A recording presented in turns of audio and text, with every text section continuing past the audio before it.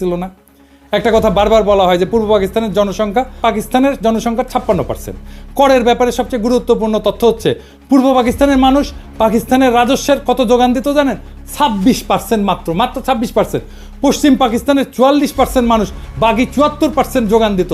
এর বিপরীতে পূর্ব পাকিস্তান চতুর্থ পঞ্চবার্ষিক পরিকল্পনায় মোট সরকারি উন্নয়ন বরাদ্দের 60% বরাদ্দ পাইছিল, পশ্চিম পাকিস্তান পাইছিল 40%। ওদেরই তো বিদ্রোহ করার কথা। তৃতীয় পরিকল্পনায় পূর্ব পাকিস্তান পাইছিল 53%, পশ্চিম পাকিস্তানের বরাদ্দ ছিল 47%। দ্বিতীয় প্ল্যানে 63-64 সালে দুই প্রদেশের অনুপাত ছিল 50-50।